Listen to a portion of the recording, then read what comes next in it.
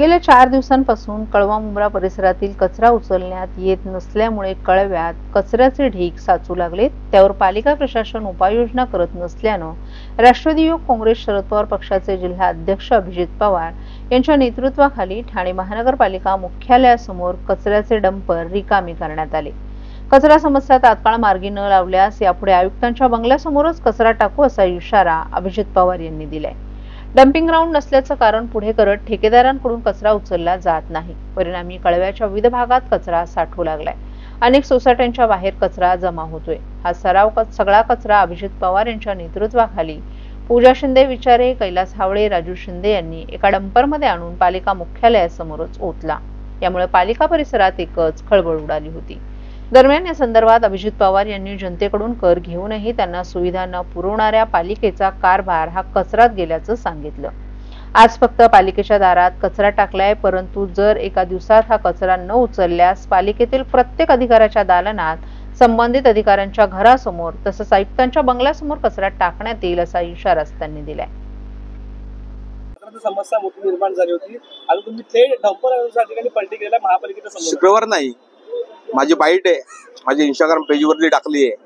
पाडवा होता, पाडवा गुढी पाडव्याला, सॉरी दिवाळी पाडवा, दिवाळी पहाटचा कार्यक्रम करून आलो आणि हा कचरा बघितला। लोकांच्या समस्या ग्रुपवरती मेसेज पडले होते, तेव्हापासूनचा जो कचरा आहे तो अजून तसाच आहे।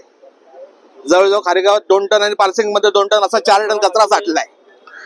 ह्याचा वास सकाळी सकाळी येतो, लोक चालायला येतात, मॉर्निंग वॉकला येतात ना, तेव्हा हा वास येतो।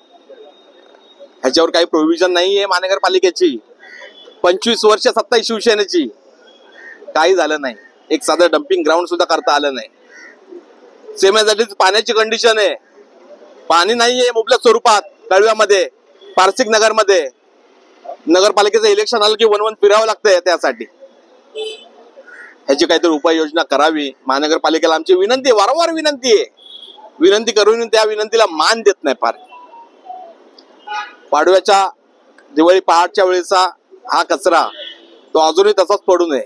आज कारेगाव पारसिंग नगर मध्ये तुम्ही राऊंड माराल ना, तेव्हा हा कचरा दिसून येईल। विरोधी पक्षातले आमदार जितेंद्र साहेब तिथे राहतात, तिथं नेतृत्व करतात, म्हणून हे दुभाजन करता का तुम्ही?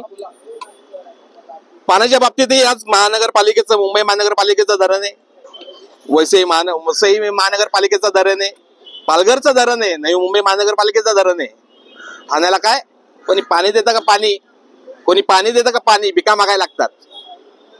आज ठाणे महानगरपालिकेचं एवढ्या वर्षात धरण होऊ शकलं नाही, स्वतःची डम्पिंगचं ग्राउंड होऊ शकलं नाही। कुठल्या काय करते पालिका किंवा काय करतात सत्ताधारी पक्ष? यांना जाग कधी येईल? त्यामुळे वारंवार हे होत राहील।